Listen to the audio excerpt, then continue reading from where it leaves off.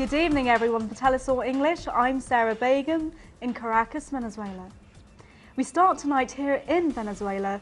That's where Venezuelan President Nicolas Maduro accused officials at the U.S. Embassy in Caracas of conspiring to bribe people close to the Venezuelan government, including current and former ministers and military officials, in order for them to conspire against the Bolivarian government.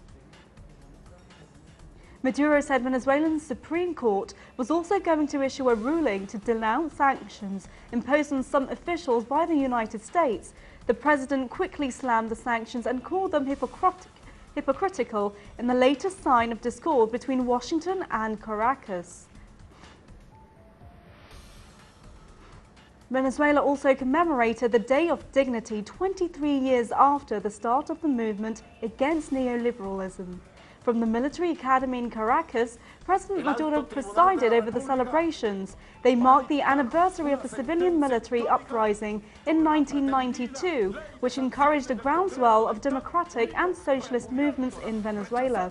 These grew in strength and led to the election of Hugo Chavez and the Bolivarian Revolution 7 years later. At the celebrations, Maduro urged Venezuelans to stand firm against imperialism.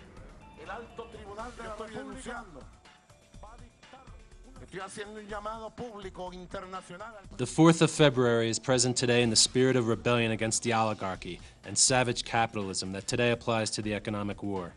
The 4th of February is still present in the spirit of combat against the United States empire that threatens our beloved Venezuela. International support for Venezuela's position has come from several quarters. The former president of Colombia, Ernesto Samper, who is currently Secretary General of the South American bloc, UNASUR, has met with President Maduro in Caracas. Samper said he had listened very carefully to Maduro's explanation of the situation and would convey this to UNASUR's Council of Foreign Ministers. He also expressed UNASUR's support for the government's peaceful dialogue with the Venezuelan opposition. The president of Bolivia, Evo Morales, also condemned the U.S. action against Venezuela. Amenaza un país, un presidente. It is a threat to a country, to a president, against an anti-imperialist government. But remember those who escaped from Bolivia to the United States. Many people killed. Many people stole money to escape to the U.S. I am convinced that the USA is the trash can of the corrupt and of the offenders of Latin America and the Caribbean. The Colombian government and FARC rebels continue to negotiate victim reparation in peace talks, seeking to end more than half a century of conflict. Representatives from both sides have been meeting in Cuba for over 2 years and have so far reached partial agreements on the 3 of the 5 agenda points: political participation for the FARC, an end to the illegal drugs trade, and land reform. Rebel leader Carlos Antonio Lozada said a national council would need to be set up, and the FARC wants the United States to compensate victims. We ask for contributions from the government of the United States as compensation for the impacts of their intervention in the armed conflict. And the big news coming out of Central America is the beatification of Monsignor Oscar Romero. We go to Gerardo Torres for this update. Pope Francis has signed a decree approving Archbishop Oscar Romero's martyrdom and opening the cause for his beatification. The Salvadorian Archbishop is being declared a martyr because he was killed while he was saying a mass in 1980. The man responsible for his assassination is Roberto Dawson, founder of the Nationalist Republican Alliance Party that ruled El Salvador in 2009. Romero's beatification will be taken in order while the visit of Pope Francis to El Salvador on next September. His beatification will also reopen the cases and consequences left behind by the U.S. right-wing supported military governments that ruled Central America in the 1980s. The violence of the armed conflict also prompted an opposition while people organized to defend their human rights, but left behind as consequence thousands of martyrs. Romero is one of those martyrs that is very close to becoming one of the few Latin American saints of the Catholic Church. Gerardo Torres, Telesur, Central America. In a U.S. House committee hearing Wednesday, Assistant Secretary of State Roberto Jacobson defended the recent U.S. policy change on Cuba, despite strong criticism from Republican-led Congress. She also admitted the half-century freeze and ties and the U.S. economic embargo had isolated the United States from democratic partners in this hemisphere. She also said she did not expect change in the Cuban government. The whole point of this new policy is not that we are telescoping to the Cuban government that they don't have to change or that we expect them to change right away. Certainly we want those practices to change. We simply are not naive about how quickly they may change, and so our efforts are to empower the Cuban people to take their lives into their own hands. For more on this story, we go to our correspondent Alexandra Hall in Washington. Testifying to the House Foreign Affairs Committee on Wednesday, Assistant Secretary of State Roberta Jacobson made one thing clear. The issue of Guantanamo is not on the negotiating table. Obviously, the Cuban government has raised Guantanamo. We are not interested in discussing that. We are not discussing that issue or return of Guantanamo. Among other conditions, Cuban President Raúl Castro recently announced that normalizing relations would be impossible if the United States does not close the prison and return the naval base on which it stands to the Cuban people. It's a legitimate request of the Cuban government to say, this is our land. I mean, can you imagine if the Cubans had one little piece of South Florida, a naval base there, and that's theirs? I mean, it's ridiculous. Republican senators repeatedly accused negotiating administration officials of granting concessions to the Cuban government, a position that critics peg as political strategy in the run-up to the 2016 presidential elections. Most people have issues like jobs and the economy on their mind, not U.S. relations with Cuba. And in fact, the polls show that the majority of Americans want better relations with our Cuban neighbors. So I think it's unfortunate that there are some congressmen and senators who continue to take this hardline policy because they think it's good for their political futures. According to the latest studies, 45% of Americans support full diplomatic relations with Cuba, and 60% want the economic embargo to end. We should be fully cooperative, fully collaborative, good neighbors and good partners. And certainly there are things that will need to be worked out, but I think it's worth working on. This week's hearings are just the first steps in a long process of reestablishing diplomacy between the United States and Cuba. The actual normalization of relations, that's a process that will likely take years. Alexandra Hall, Telesur, Washington. Public school teachers have protested against the elimination of the retirement system proposed by the Puerto Rico government. The teachers occupied the offices of the pension system and called on the governor to save their retirement system.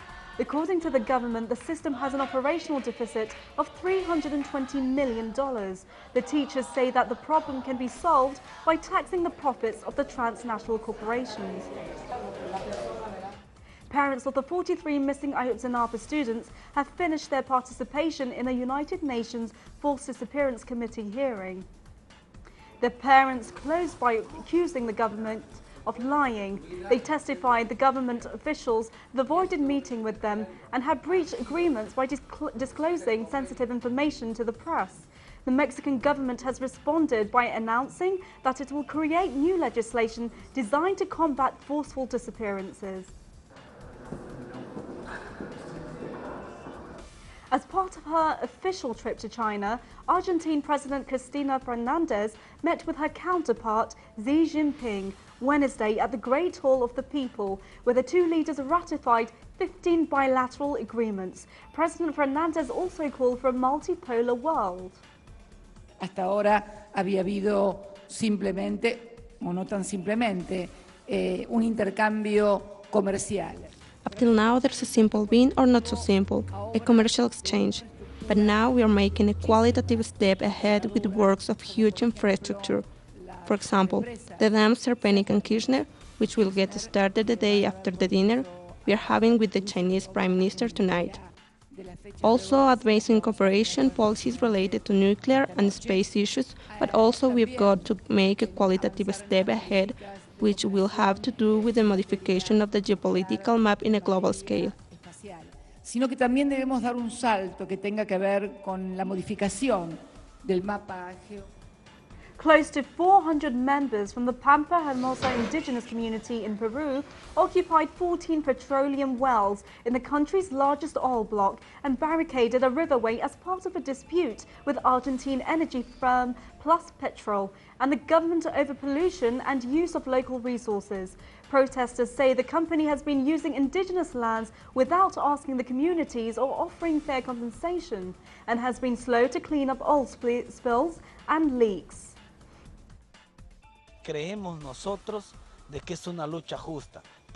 We believe it is a just fight, but it is my moral obligation to find a solution, and for that reason I've come to this place, the place where things are happening, in order to learn about it and to tell the country this is how our brothers from the Corrientes communities are living, that for years more than $20 billion was produced by petroleum in this basin, and it is not fair that we are living the same or even worse than before because they were animals. Before, the river was not contaminated. Today, they have nothing. Starting off our global coverage, US President Barack Obama has met with a group of young, undocumented immigrants at the White House and warns he will veto any bill that would take away their chance to contribute to the country. The president said the Dreamers represent the very best that this country has to offer. Obama also slammed Republicans for trying to strip funding for his most recent immigration executive orders. I want to be as clear as possible. I will veto any legislation that got to my desk that took away the chance of these young people who grew up here and who are prepared to contribute to this country that would prevent them from doing so. And I am confident that I can uphold that veto. The chairman of the United States Federal Communications Commission unveiled a net neutrality proposal that would regulate broadband and mobile service providers as if they were utilities. The proposal has been attacked by telecommunications corporations like Verizon for allegedly stifling innovation, while non-profit organizations and advocacy groups like the Electronic Frontier Foundation hail it as a victory for democratic internet access. Demonstrators gathered outside the European Commission in Brussels with a giant Trojan horse in protest against a free trade agreement between the European Union and the United States. The Transatlantic Trade and Investment Partnership is a secretive agreement negotiated behind closed doors by government bureaucrats and corporate lobbyists. Friends of the Earth Europe said the 8-meter-high Trojan horse symbolized the treaty's hidden agenda. And we believe that this trade agreement will become a Trojan horse. So the Commission wants us to believe that this will bring a lot of benefits for Europe, but in reality we think that this is going to lead to a lot of problems. It will lead to lower food standards, it will lead to lower standards on the environment, consumers and workers' rights will also be affected negatively. At least 12 people were killed in fighting between soldiers and pro-Russian separatists in East Ukraine, including 4 civilians who died when a hospital was hit in rebel stronghold Donetsk.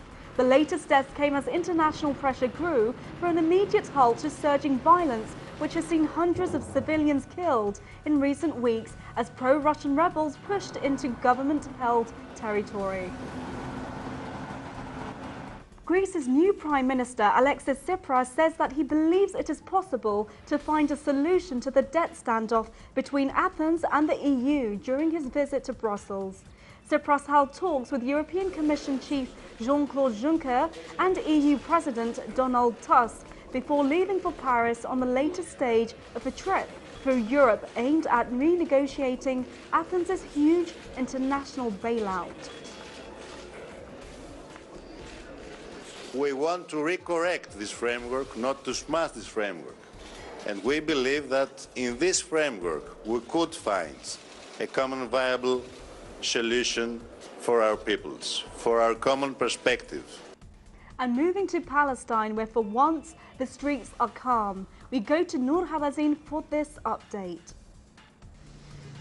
It is a calm, peaceful day in the Gaza Strip today. No violations from the Israeli side were reported today in Gaza after 3 days of Israeli violations of the agreed Palestinian-Israeli truce. We have been reporting that the Israeli forces shot at Palestinian fishermen, also at Palestinian farmers in the past days. However, the top topic in the streets in the Palestinian territories today is the fact that the ISIS, the Islamic State, killed a Jordanian pilot when talking to the residents here, and even the politicians from several Palestinian political parties, they were all condemning such action by the ISIS. Thanks to Noor. Al Jazeera journalist Peter Grest is back home in Australia after being released from prison in Egypt. In December 2013, he and 2 other Al Jazeera journalists were imprisoned for allegedly aiding terrorism. Upon returning to Australia, Grest called for the release of his 2 colleagues still in jail in Egypt. Music lovers in Cuba and in all Latin America are grieving the death of Cuban singer Selena Gonzalez, considered the queen of campesina music. Her career began in Santiago de Cuba in the 1940s when she teamed up with the guitarist and singer Rutilio Dominguez, with whom she collaborated until 1964. In 2002, Gonzalez was awarded Cuba's National Music Prize. She was 85 years old. Ending on technology news, this year Peru will start using robot simulators for the certification of doctors. The School of Medicine in Peru will use 5 robot simulators with physiognomy similar to humans. The robots have been programmed to solve clinical cases as well as help doctors improve their diagnostical skills. And that's it for today. More on these and other stories on our website, telesortv.net/English. For Telesor English, I'm Sarah Begum. Good night.